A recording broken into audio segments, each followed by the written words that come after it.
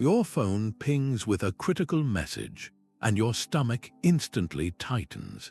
This reactive loop governs much of modern life, creating friction in our relationships and draining our mental energy. We are taught to manage emotions, but rarely to understand their source. 2,000 years ago, the Roman Emperor Marcus Aurelius wrote, "You have power over your mind, not outside events." Realize this, and you will find strength. This is the core of a forgotten blueprint. Ancient Stoicism provides a complete and systematic framework for mastering emotional intelligence, the true foundation of social brilliance. This video will decode its key principles, from the dichotomy of control that instantly reduces anxiety, to cognitive distancing that grants you profound objectivity, and the discipline of virtuous action that transforms your interactions. You will walk away with a practical toolkit from philosophy's most actionable school of thought. What hidden trigger in your daily life most often steals your peace? Before we can manage emotions, we must understand what they are made of. The Stoics saw our emotional core not as a chaotic storm, but as a powerful inner faculty they called the Damon, your guiding reason. This is the very center of your being, the captain of your ship. Think of your mind as a vessel on the open ocean. Stormy weather, high waves, and strong winds are the external events of your life, the things you cannot control. Your daemon is the skilled captain at the helm. The storm does not control the ship, the captain does. The captain interprets the storm, decides how to steer, and chooses the best course of action. Your emotions are the direct result of your captain's judgments about the storm. When you feel a surge of anger because of a rude comment, the comment is just the wind.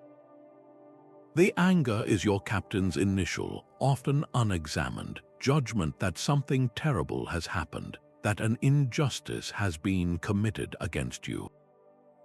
Epictetus, a former slave who became a profound teacher, put it plainly. He said the chief task in life is to guard your ruling faculty, for that is the only thing truly your own. Nothing outside of your own judgments can truly harm you. When was the last time you paused to question the judgment behind a strong emotion you felt? That moment of pause is you reclaiming the helm, reminding your inner captain that it holds the power to choose its course, regardless of the weather. What if you could instantly cut your anxiety and frustration in half? The ancient Stoics developed a mental tool for exactly this purpose, a fundamental filter for your emotional energy. They called it the Dichotomy of Control. This is the practice of systematically separating everything in your life into two distinct categories: what is within your power and what is not. The philosopher Epictetus opens his manual for life, the Enchiridion, with this very idea. He writes, "Some things are within our power, while others are not." Within our power are opinion, motivation, desire, aversion. In short, whatever is our own doing. Not within our power are our body, our property, our reputation, our official position. In short, whatever is not our own doing. This is not a call to passive resignation. It is a strategy for intense focus. By clearly identifying the line between your own actions and the world's reactions, you stop wasting mental energy on battles you cannot win and start concentrating all your force on the arena where you are truly sovereign, your own mind and your choices. Think about a common modern source of stress, a job interview. You spend days worrying about the outcome. Will they like me? Will I get the offer? This worry is exhausting and ultimately futile.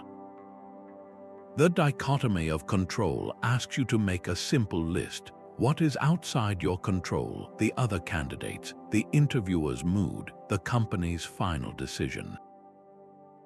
What is inside your control, your preparation, researching the company, practicing your answers, choosing to be punctual and presentable? The moment you make this list, your anxiety has a release valve. Your energy shifts from fretting over an unpredictable future to taking concrete, confident action in the present. You walk into that interview room not as a beggar hoping for a favor, but as a professional offering your best work. The frustration of a rude driver, the anxiety over a negative comment online, the sting of a friend's criticism, all of these can be processed through this exact same filter. So take a moment right now, identify one current worry in your own life and apply the dichotomy. Make that simple mental list. What part of this situation can you actually control? You will likely find that the part you can control is small, specific, and incredibly empowering to focus on.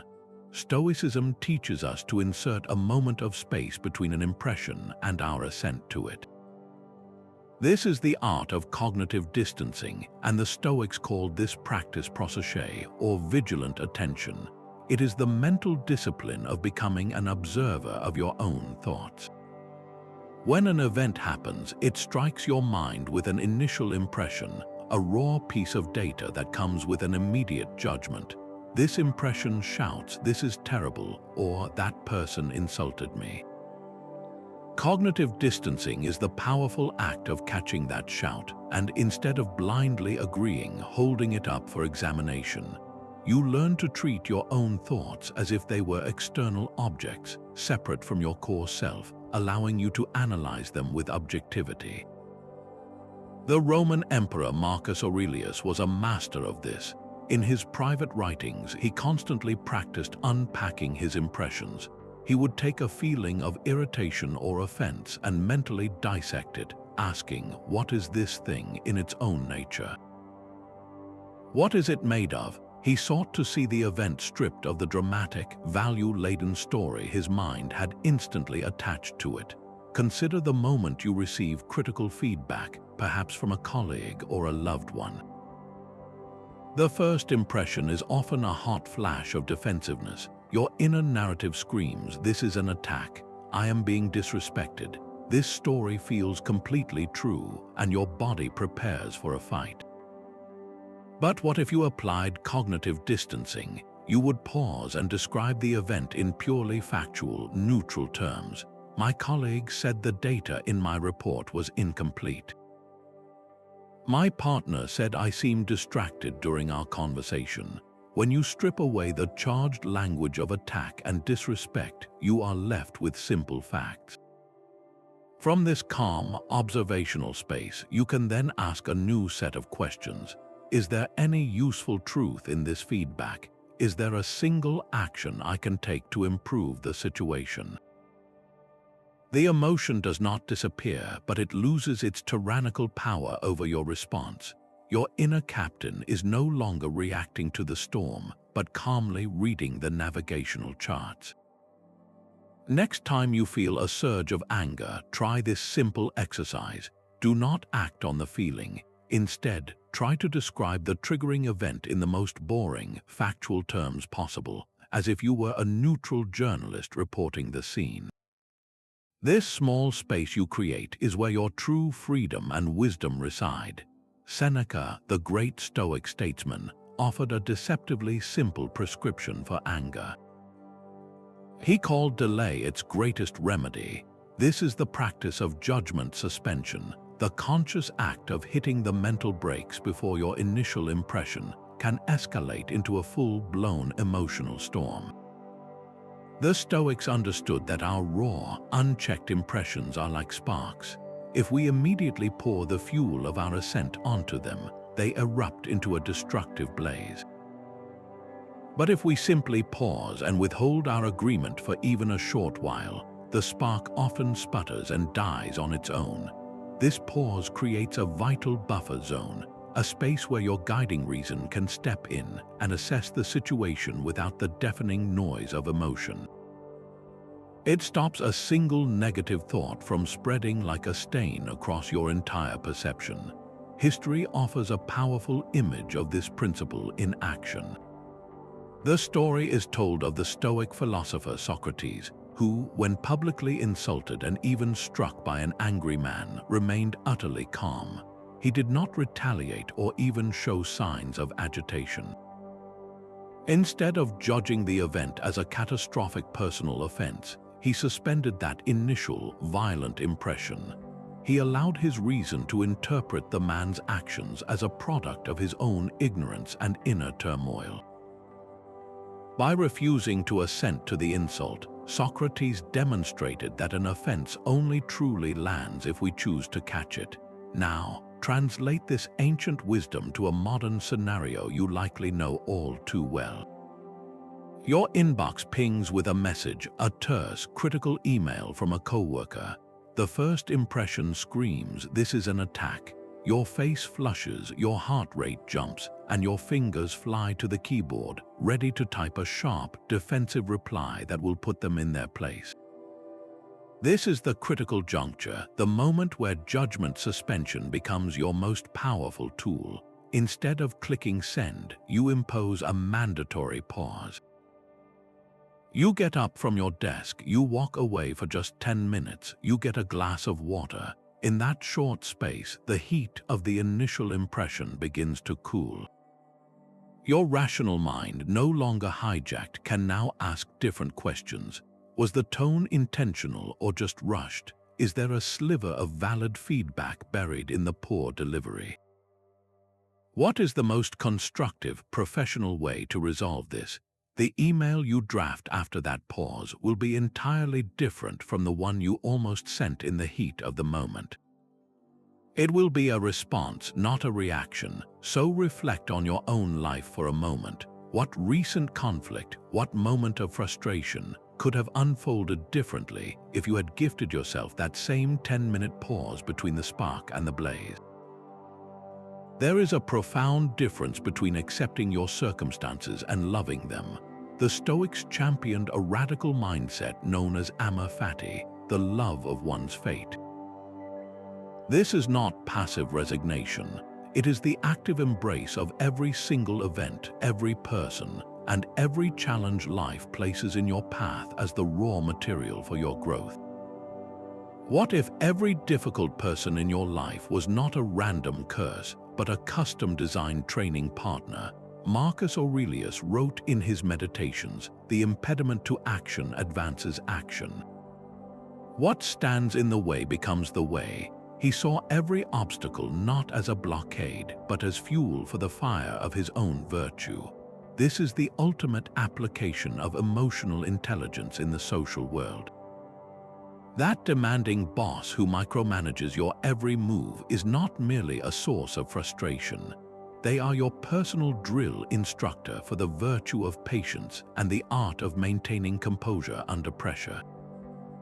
That critical relative who always finds fault is not a tormentor.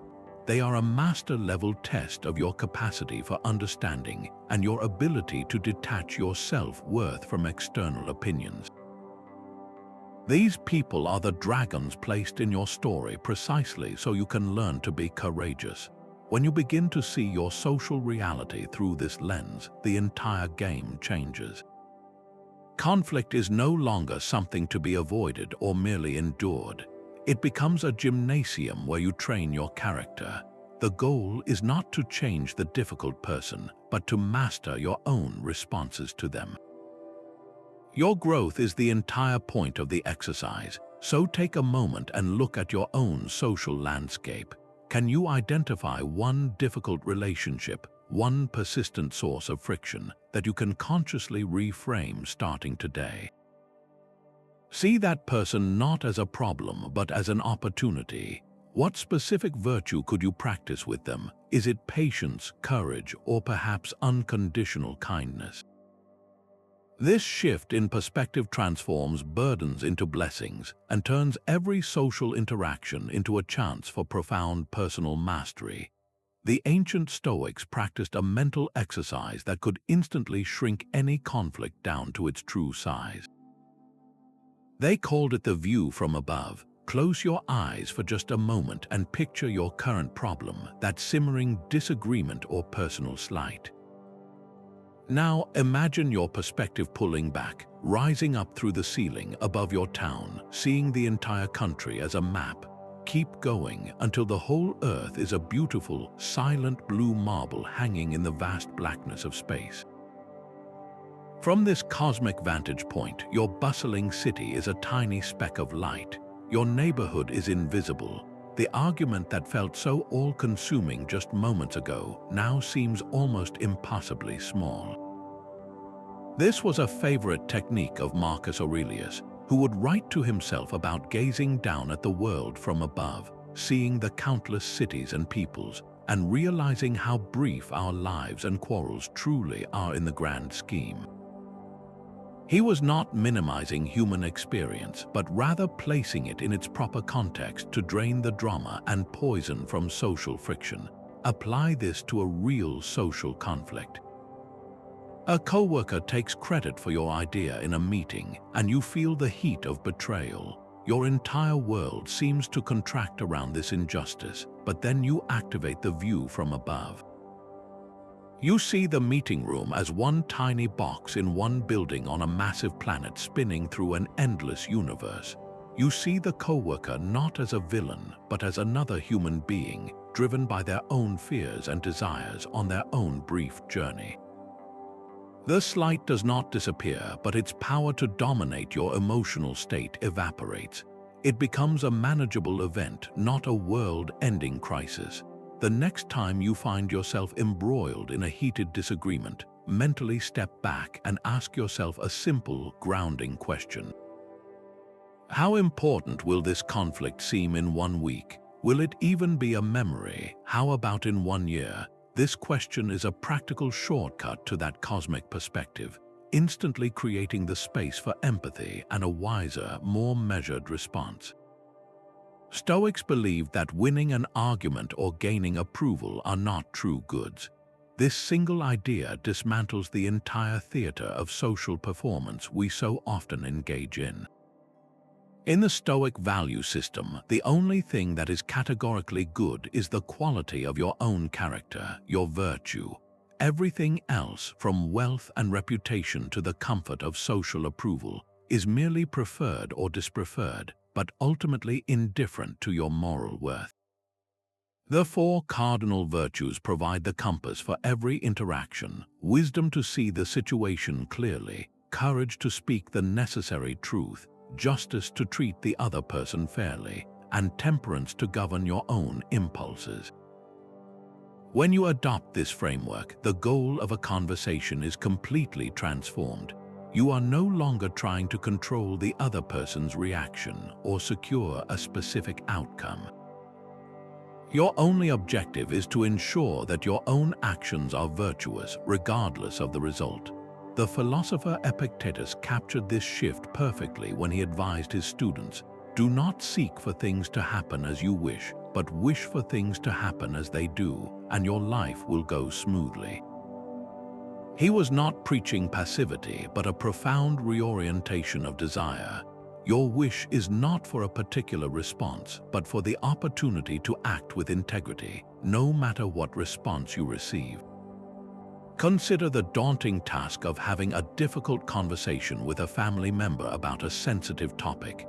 The old goal, rooted in external validation, might be to convince them, to make them see your point of view, to win their agreement. This sets you up for frustration and conflict because their mind is not yours to control. The Stoic goal, however, is to enter that conversation with the sole intention of being fair and kind.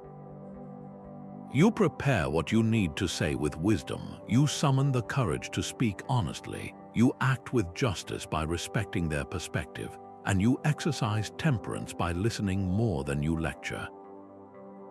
If they become angry or dismissive, you have not failed. Your success was measured the moment you chose to act virtuously in the face of difficulty. The outcome is simply weather. So before your next important conversation, pause and ask yourself this clarifying question: not what do I want to get from this person, but how do I want to act toward them? What would it look like to make courageous honesty or patient fairness your primary goal in that room? Much of our social frustration comes from a single, quiet source, desiring things that are not ours to have. We ache for a colleague's approval, we crave a specific outcome in a negotiation, we yearn for a loved one to act exactly as we wish. This hunger for external validation and controlled results is a recipe for perpetual disappointment, because other people's minds and actions lie firmly outside the sphere of our command. The Stoics identified this as a fundamental misdirection of our energy, and they prescribed a powerful corrective: the discipline of desire. This is the practice of consciously aligning your deepest wants with what is truly good, which is your own virtue, and what is genuinely attainable, which is your own conduct. The Roman philosopher Seneca wrote extensively about this, pointing out the sheer folly of basing our happiness on the fickle opinions of others. He observed that a person who seeks applause from the crowd is building their foundation on shifting sand. Your reputation is not your own doing, it resides in the minds of others. To desire it is to hand over the keys to your inner peace. Instead, the discipline asks you to desire only one thing: to act with excellence and integrity in every moment, regardless of who is watching or what reward may follow. Consider the common desire for a promotion at work. The traditional approach is to fixate on the outcome, the new title, the higher salary, the recognition. You become anxious about your manager's opinion, you strategize about office politics, you feel crushed if you are passed over. The Stoic approach reframes the entire endeavor. Your desire shifts from getting the promotion to earning it through virtuous action. Your goal becomes doing excellent work, collaborating with justice, communicating with courage, and managing your responsibilities with wisdom and temperance. The promotion itself moves into the category of a preferred indifferent, something nice to have, but not essential to your worth or happiness. Your success is now measured internally, the moment you know you have given your best effort. Your peace is no longer hostage to a committee's decision, so take a moment for a quiet audit of your own social world. What is one social desire you hold that depends entirely on someone else's actions?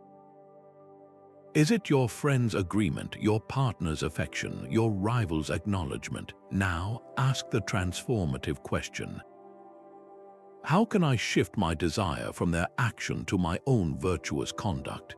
Can I desire to be understanding instead of demanding to be understood? Can I want to be fair rather than insisting on being treated fairly? This subtle but profound pivot in your desires is how you reclaim your sovereignty. It turns every social interaction from a potential source of frustration into a guaranteed opportunity for growth. Stoicism is not withdrawal from the world. It is a philosophy of right action within it. After mastering your judgments and desires, the final step is to engage proactively through the discipline of action. This is the principle that moves wisdom from your private mind into the public sphere, guiding you to act for the common good with justice and kindness, regardless of the reception or the results. Marcus Aurelius, while leading wars and managing an empire, constantly reminded himself in his meditations of his duty as a citizen of the world. He wrote that one must arise as a Roman and a human being to do what needs to be done, to do it with dignity and with genuine sympathy for others.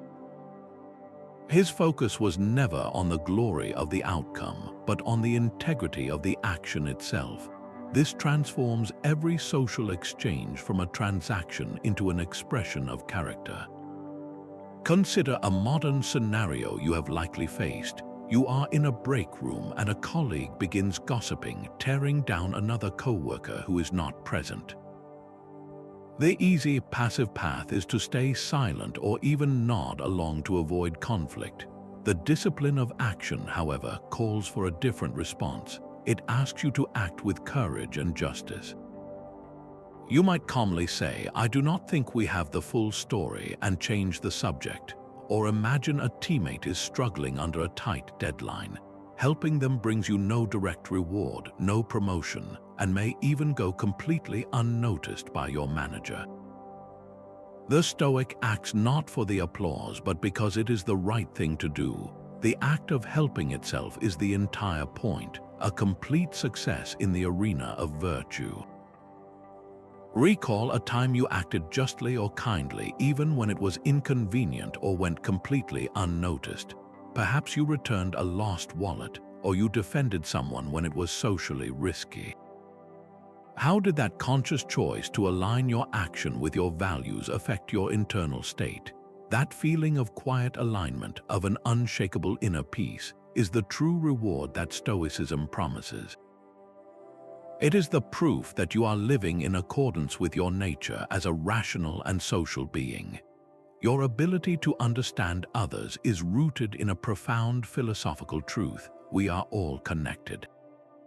The Stoics called this Sympatheia, the principle that the entire cosmos is a single, living, interconnected system, and we are its rational parts. This is not a vague spiritual notion, but a logical foundation for genuine empathy.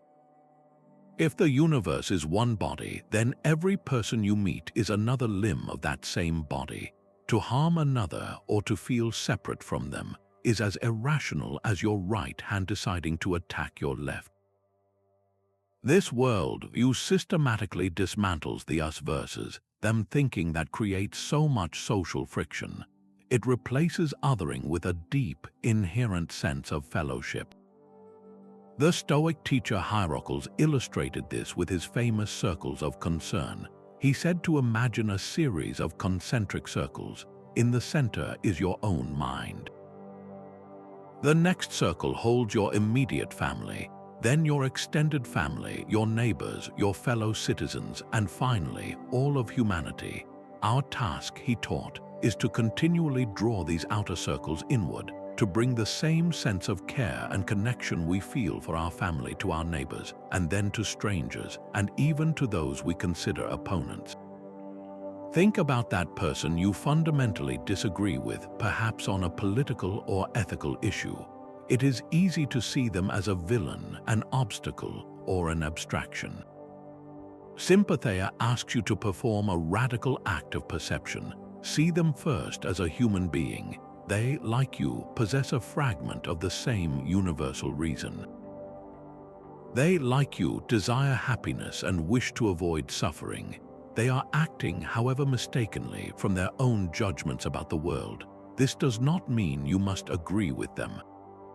It means you choose to understand that their actions stem from the same human source as your own. How would your next difficult conversation change if you truly saw this person as a limb of the same body? The goal is not to win, but to recognize the shared nature you are both part of, and to act from that place of connection, even in disagreement. The Stoics practiced imagining things going wrong to ensure they never would. This sounds like a paradox, yet it lies at the heart of their most powerful tool for social resilience, Premeditatio Malorum, the premeditation of evils. Far from being a pessimistic exercise, this is a method of emotional inoculation. You are not dwelling on disaster. You are vaccinating your mind against the shock of adversity by exposing it to a controlled dose in your imagination.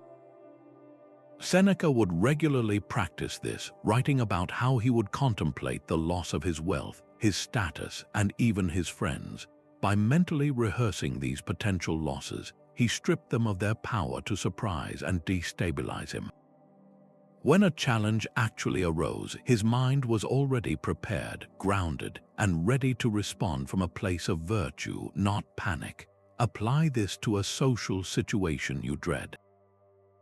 Perhaps you have a crucial presentation where you fear being challenged, or a conversation with a loved one where you anticipate conflict. Instead of anxiously hoping for the best, you actively premeditate the worst. You close your eyes and vividly imagine the scenario unfolding in detail. You see the skeptical faces in the audience. You hear the toughest, most critical question. You feel the initial flush of embarrassment, but then you watch yourself. You see yourself pausing, taking a breath, and responding not with defensiveness, but with calm clarity. You visualize yourself listening to the difficult feedback from your partner, your heart rate steady, your mind focused on understanding rather than winning. This mental rehearsal does something remarkable. It builds a neural pathway for composure. When the real moment arrives, it feels familiar, almost like a drill you have already run. The emotional shock is gone, replaced by a sense of preparedness. The event loses its fangs because you have already faced it in the safe space of your mind and discovered that you can handle it with dignity. Before your next high-stakes meeting, spend just 5 minutes in this deliberate practice. Visualize the worst-case scenario and your calm, principled response. You are not inviting trouble. You are building an inner fortress so strong that no external event can breach your peace. Your emotional life begins with a single, raw spark of interpretation. In Stoicism, an impression is not the event itself, but your initial, uncensored interpretation of it. It is the story your mind instantly creates before you have a chance to question its truth. This is the fundamental mechanism the ancient philosophers identified, and it completely reframes our understanding of emotional reactions. We do not actually react to events, we react to the judgments we form about them in that first fleeting moment. The teacher Epictetus gave this idea its most famous form when he said, "Men are disturbed not by things, but by the views which they take of them. The external event is neutral until your mind assigns it a value." Consider the experience of being ignored by a friend who passes you in the hallway without saying hello. The event is identical, but the impression, the story you tell yourself, can create entirely different emotional worlds. One person's impression might be, "They are deliberately snubbing me, they must be angry." This story generates a surge of anxiety and hurt. Another person's impression of the exact same event could be, "They look completely preoccupied, they must be having a tough day." This story generates a feeling of concern or neutrality. The event did not change, but the internal judgment, the impression, dictated the entire emotional outcome. This means your triggers are not locked in stone. They are rooted in these automatic, often unchallenged narratives. To deconstruct them is to reclaim authorship of your inner world. Here is a simple but powerful exercise you can try right now. Think of a recent moment that triggered a strong negative emotion in you, a flash of anger or a pang of insecurity. Now grab a piece of paper or open a note on your phone and write down 2 things. First, the bare, factual event, stripped of all drama. Second, write down the initial impression, the exact story your mind shouted in that moment. Did it say, "My boss is questioning my competence," or "My partner does not respect my time"? Seeing that story written down in plain words separates it from you. It becomes an object you can observe, rather than a truth you are forced to live. That act of observation is the first and most critical step toward your freedom. This ideal of the sage serves as a brilliant North Star for our social conduct, not a destination we are ever expected to reach. The Stoics envisioned the sage as the embodiment of perfected reason, a person who navigates every social interaction with flawless wisdom, unwavering courage, absolute justice, and perfect self-control. Contemplating how this hypothetical figure would act in any given situation provides us with an immensely practical benchmark for our own behavior. It is a tool for calibration, not a standard for self-criticism. In fact, the ancient Stoics themselves were the first to admit that a true sage was an exceptionally rare occurrence, a figure like Socrates perhaps coming closest. The point was never to achieve that perfection, but to use the ideal as a guide for our continual progress. Consider the visceral sting of a public insult. Your raw impression screams for retaliation, to fire back a cutting remark and save face. But if you pause and ask, what would the sage do, the entire dynamic shifts. The sage, anchored in perfect reason, would see the insult not as a personal injury, but as a reflection of the other person's own internal turmoil and mistaken judgments. The sage would feel no sting because their self-worth is not built on external opinions. Their response would be calm, perhaps even compassionate, or simply a quiet refusal to engage in the exchange of poisoned darts. This mental exercise does not demand you become perfectly unfeeling. It simply invites you to aim a little higher than your initial impulse. So look at a current challenge in your own social world, a friction point with a colleague or a family tension. Ask yourself, what is one single quality of the sage that you can strive to embody more fully in that situation? Is it the wisdom to see the bigger picture, the courage to speak a difficult truth with kindness, the justice to listen fairly to the other side, or the temperance to master your own irritated reaction? Choosing just one virtue to consciously practice transforms an abstract ideal into a tangible action you can take today, steering your social ship by that distant, brilliant star. Between an impression and your action lies the power of assent, your yes or no. This moment of choice is the very heart of Stoic freedom. It is the critical juncture where you decide whether to accept your initial, raw interpretation of an event as the absolute truth or to challenge it. The philosopher Epictetus taught that this faculty of assent is one of the few things completely within our power, an inner citadel no external force can breach without our permission. Think of your mind as an exclusive club, and your power of assent is the discerning bouncer at the door. Every impression, every snap judgment and emotional spark shows up demanding entry. The bouncer's job is not to eliminate the crowd, but to carefully vet each one. He only grants entry, your full belief and emotional energy, to those thoughts that are rational, useful, and aligned with virtue. The angry, jealous, or fearful impressions are left outside to eventually disperse on their own. Imagine you have plans to meet a friend for coffee, and they are 15 minutes late. The first impression that arrives at the door of your mind is loud and indignant. It shouts, "This is so disrespectful. They do not value my time." If you immediately give your assent to this story, you open the door. The thought enters, settles in, and your entire mood shifts.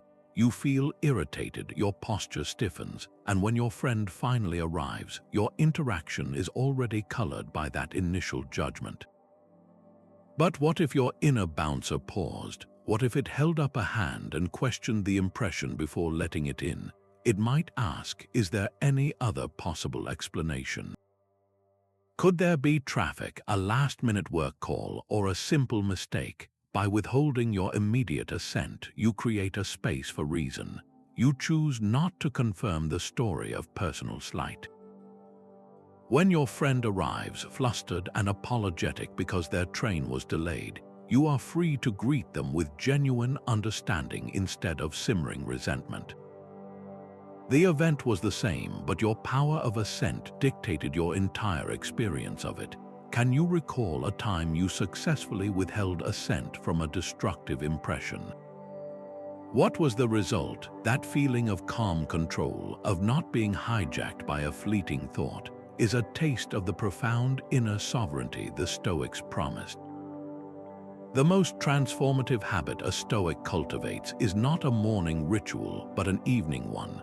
The Stoics ended each day with a rigorous review of their actions and reactions, a practice they saw as the whetstone that sharpened their character night after night. This was not a time for self-punishment, but for clear-eyed, honest accounting. They would sit with their journal, as Seneca did, and retrace their steps through the social world, asking themselves two fundamental questions. Where today did I act in accordance with my virtues, and where did I allow a raw passion like anger or jealousy to override my guiding reason? This daily social audit turns your life into a live classroom. Every conversation, every disagreement, every moment of friction becomes a data point for your growth. The goal is to spot the patterns in your own behavior. Do you consistently become defensive when receiving feedback from a particular person? Does the need for approval cause you to remain silent when you should speak up? The journal makes these invisible triggers visible. Start with a simple template of questions, the same ones the ancients asked themselves. Did I act for the common good in that meeting, or just for my own advantage? When my partner made that comment, did I assign blame unfairly based on a raw impression I failed to question? Did I have the courage to say what needed to be said, even though it was difficult? This process takes just a few minutes, but its compound effect over time is extraordinary. It builds profound self-awareness, the very bedrock of emotional intelligence. Tonight, before sleep, put down your phone and conduct a brief, honest audit of just one social interaction from your day. Replay it in your mind not to judge yourself, but to understand the captain at your helm. What did that moment reveal about your current progress on this path? Remember, you must die. This stark command is the heart of a Stoic practice known as Memento Mori, a Latin phrase that translates to remember you must die. It sounds dark, even morbid, but the Stoics saw it as the ultimate tool for cutting through the fog of daily pettiness and focusing with absolute clarity on what truly matters in your relationships. It is not about dwelling on death, but about using the certainty of your own ending to electrify your present moments with purpose and kindness. Your life is a finite resource, and this practice forces you to spend it wisely, especially in your interactions with others. Marcus Aurelius captured this urgency perfectly when he wrote, "You could leave life right now. Let that determine what you do and say and think." He was not being dramatic. He was installing a mental trigger for excellence, a filter for his social energy. If this could be your final act, your last conversation, would you want it to be stained by bitterness or wasted on a trivial argument? Apply this lens to a common social friction. A family member makes a thoughtless comment at dinner, and you feel the familiar heat of indignation rise. The old pattern is to cling to that offense, to let it simmer for hours or even days, creating a silent distance between you. But Memento Mori interrupts that pattern. It whispers a simple, profound question. Is this grudge worth a single minute of the limited time you have left with this person? When viewed from the perspective of your own mortality, most of our social grievances instantly shrink to their true, insignificant size. The need to be right evaporates, and the desire for connection takes its place. This practice does not mean you become a doormat. It means you choose your battles with the wisdom of someone who knows their time is precious. You forgive the minor offense not because it was okay, but because carrying the weight of it is a luxury your soul cannot afford. Now turn this same lens toward appreciation. Think of someone in your life you value, but to whom you have not expressed your gratitude lately. We always assume there will be a tomorrow for that conversation.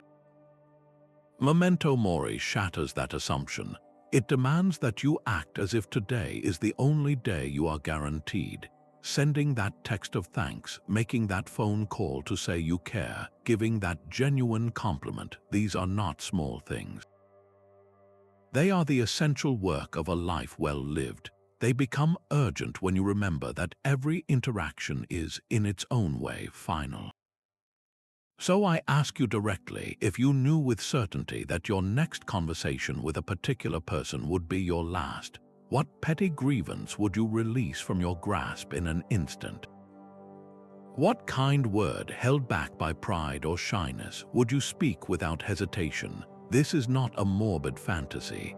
It is the most practical social guidance you will ever receive, a tool to instantly align your actions with your deepest values.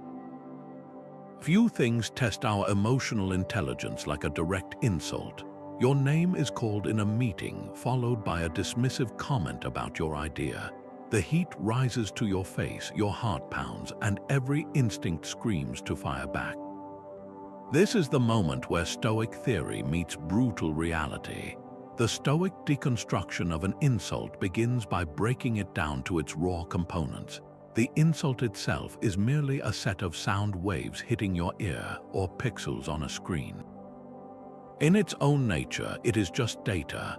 The pain you feel does not come from the sound, but from your immediate, unexamined judgment that this data is terrible, that it represents a genuine injury to your worth. You have assented to the impression that your value has been diminished by another person's words. This is where you must deploy cognitive distancing. Describe the event in the most barren terms possible.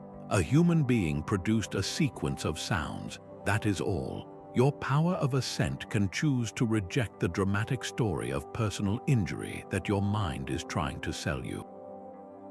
Next, apply the principle of Sympatheia, the interconnectedness of all people. An insult is never truly about you.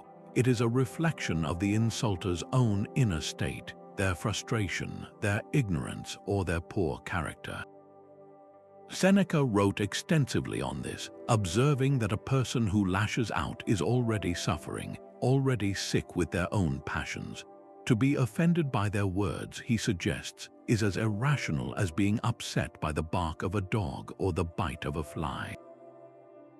Their action stems from a flaw in their own reasoning, not a flaw in you. This understanding shifts your perspective from victim to observer. The final step is the discipline of action. What is the virtuous response? Often, it is silence, not a sullen, simmering silence, but a calm, deliberate refusal to engage in a battle of poisoned darts. At other times, it is a simple, unemotional correction of a factual error. The goal is not to win, but to act with justice and temperance. History records the Stoic philosopher Cato the Younger, who was repeatedly mocked and spat upon in the Roman Forum by his political enemies. His reaction was not anger, but a profound and unshakable calm. He continued to speak his truth, his composure itself becoming a powerful testament to his character, while the insults of his rivals only revealed their own lack of virtue. So I ask you, what is your typical knee-jerk reaction to criticism or an insult? That immediate, hot surge demanding a counterattack. And now, knowing this ancient blueprint, what would a Stoic choose to assent to instead? They would assent only to the opportunity to demonstrate their own unshakable character, to prove that their inner citadel cannot be breached by mere sounds in the air. A true friendship in the Stoic sense is the opposite of a transaction. We often measure our connections by what we gain, comfort, entertainment, or professional advantage. But the Stoics saw this as a fragile foundation.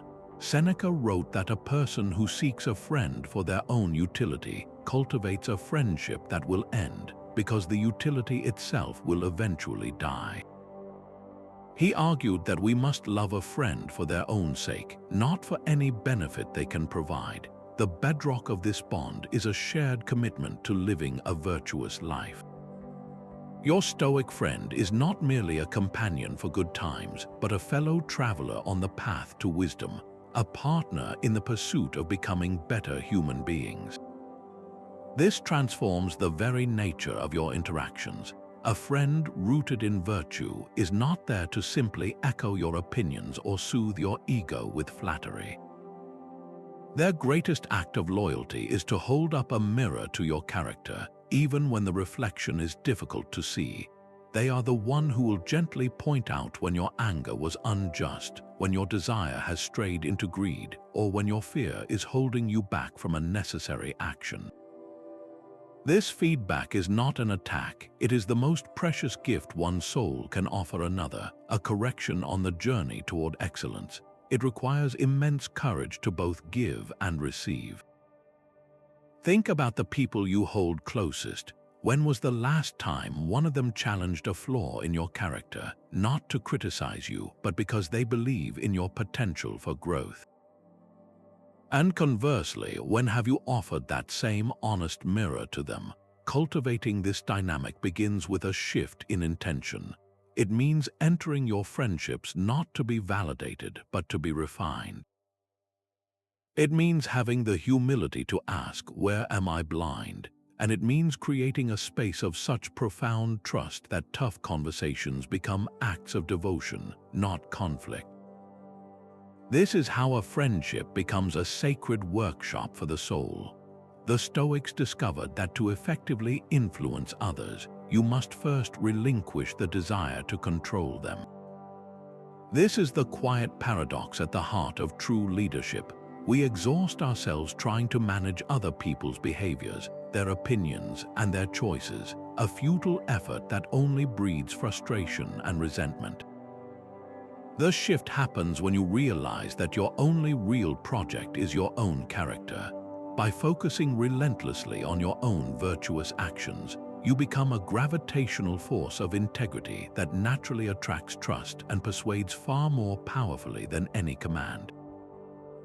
The philosopher Epictetus directed his students with this precise wisdom. He said, "Do not try to make your own circumstances happen as you wish, but wish for them to happen as they do happen, and you will be serene." And then he applied this directly to others, advising, "Do not try to make events happen as you wish, but wish them to happen as they do happen, and your life will go well." In modern terms, he was saying, stop trying to force other people to act rightly, and pour all your energy into ensuring that you do. Consider the dynamic between a manager and their team. A controlling manager micromanages every task, obsesses over how their employees are working, and demands specific outcomes with a tight grip. This approach creates a team that is dependent, resentful, and afraid to take initiative. The energy is spent on policing, not on producing excellence. Now, apply the Stoic paradox. This manager shifts their entire focus. They stop trying to control the employees' every move and instead dedicate themselves to modeling the conduct they wish to see. They are impeccably prepared for meetings, they give credit freely, they admit their own mistakes with humility, they listen with genuine attention, they act with unwavering fairness even when it is difficult. By doing this, they are no longer demanding respect, they are commanding it. They are not forcing competence, they are inspiring it. The team, freed from the pressure of control, begins to mirror that integrity and self-direction. The leader's virtuous action becomes the new standard, not through decree but through demonstration. This same principle transforms the parent-child relationship. A parent who constantly nags, threatens, and tries to control a teenager's behavior often creates a wall of resistance. The battle is over every minor action, and peace is sacrificed. The Stoic parent understands that they cannot control their child's thoughts, feelings, or ultimate choices. Their sphere of control is their own reaction, their own consistency, and the values they model day after day.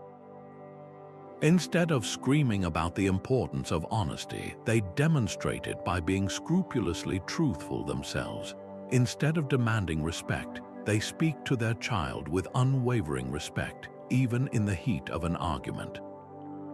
This does not mean abdicating responsibility. It means leading from your own unshakable foundation. The child may still make mistakes, but they will do so with the clear, consistent example of virtue as their guiding star, a far more powerful teacher than any punishment or reward. So take a moment and turn this lens on your own life. Where are you trying to control someone else's actions right now? Is it a partner's habit, a colleague's approach to a project, a friend's life decision? Feel the tension that desire for control creates in your own mind, the simmering frustration that steals your peace. Now, ask the transformative question. What would happen if, just for today, you completely released that desire to control them? What if your only goal was to ensure that your own conduct in this situation was wise, courageous, just, and temperate? This is not giving up. It is stepping into a far more powerful form of influence, where your life becomes your most persuasive argument. This is how a Stoic pursues a goal with full effort and total surrender. They called it acting with a reserve clause. It is the art of pouring your entire being into an action while simultaneously holding the outcome with an open hand. The formal principle is to do your best while also accepting any result as the will of fate. This mental posture is your ultimate shield against the twin poisons of ambition, the despair that follows failure, and the arrogance that taints success. It allows you to engage in the world with fierce determination, yet remain emotionally unshaken by the final result, whatever it may be. The classic Stoic analogy for this is the archer. A skilled archer does everything within their power to make the perfect shot. They carefully select their arrow, they draw the bow with steady strength, they aim with a focused eye, and they release at the precise moment. Their entire goal, their only true concern, is to execute each of these steps with excellence. But once the arrow leaves the bow, it is gone. A sudden gust of wind, a moving target, pure luck. These factors are now entirely beyond the archer's control. The Stoic archer's success is not defined by the arrow striking the target. Their success was complete the moment they performed the shot to the best of their ability. The hit is a preferred outcome, but the miss does not erase the virtue of their skilled attempt. Now, bring this ancient archer into a modern boardroom. You are pitching a groundbreaking business idea to a room of potential investors. You have spent weeks, maybe months, in preparation. You have researched the market, perfected your slides, and rehearsed your delivery until it is seamless. The reserve clause asks you to define your success right here in this preparation. Your goal is to deliver a clear, confident, and compelling pitch. That is your shot. You can control your knowledge, your passion, and your professionalism. You cannot control the investor's mood that day, the other proposals they have seen, their internal biases, or their final decision. Whether you receive a resounding yes or a polite no, your personal victory was achieved the moment you walked out of that room, knowing you gave it your absolute best. The outcome is simply whether. This mindset transforms your relationship with ambition. You are freed from the crushing weight of expectation, enabling you to perform at your peak without the paralyzing fear of failure. You can pursue that promotion, that creative project, or that difficult conversation with a lightness and resilience you never thought possible. So look at your own life. What is one significant goal you are currently chasing where applying the reserve clause could protect your equanimity? Can you separate the quality of your effort, which is yours to command, from the final result, which is not? This is the secret to acting in the world with both fire in your heart and ice in your veins. Stoic serenity is not a solemn silence.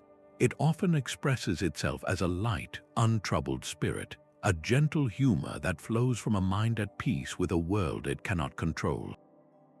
The stereotype of the grim, unfeeling Stoic collapses when you study the lives of its greatest practitioners, who understood that laughter can be a profound philosophical tool.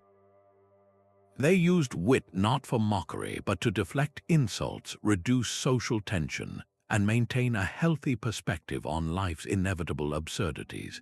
The stern Cato the Younger, a paragon of Roman virtue, was also known for his dry, cutting wit in the Senate, using a well-timed joke to expose hypocrisy without resorting to a bitter argument. This is not a betrayal of seriousness, but its completion. True wisdom understands that not taking oneself too seriously is a form of liberation. When your self-worth is anchored in your character and not in your reputation, a clumsy moment or a minor social blunder loses its power to humiliate you. Imagine you are leading a presentation and you accidentally mispronounce a key term. The old pattern might be a flush of embarrassment, a fumbled correction, and a lingering sense of inadequacy.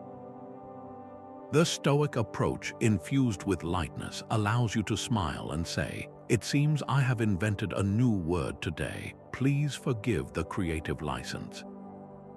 This small act of self-deprecating humor does not diminish you. It demonstrates immense security.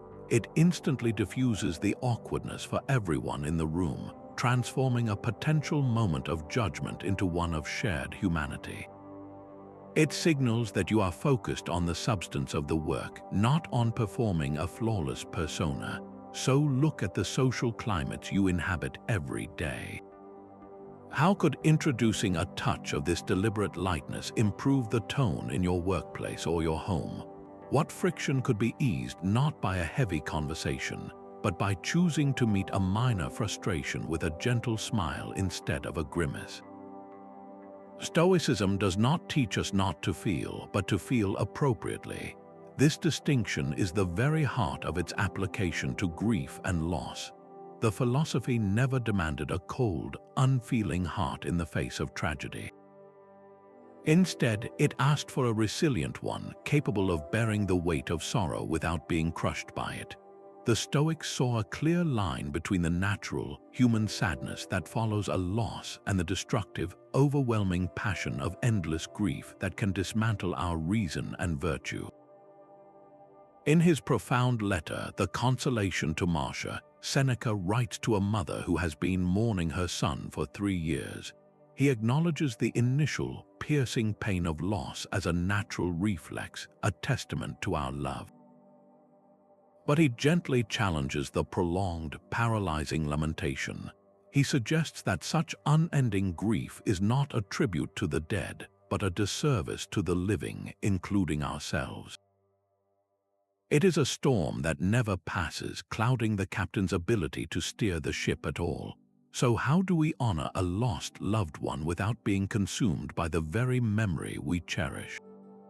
The Stoic answer is to translate that love into action. Your grief for a parent can become the fuel for living with the integrity they modeled. The memory of a friend can inspire you to be more loyal and present in your other relationships. This is not moving on, it is moving forward with their legacy woven into your character. That profound sadness is a reflection of a profound connection.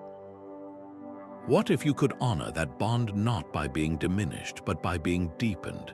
How can you channel a current sorrow into a motivation for deeper connection or a more virtuous action in your own life today? Your social circle, according to Stoicism, is all of humanity.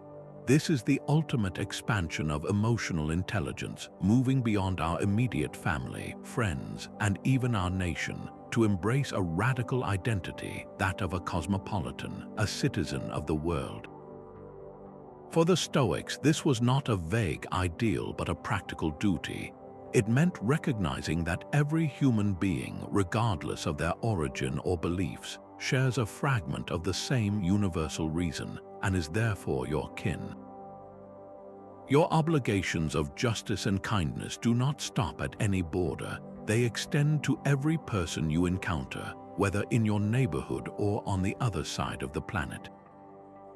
Marcus Aurelius captured this profound connection in his private writings, reminding himself, "What brings no benefit to the hive brings none to the bee."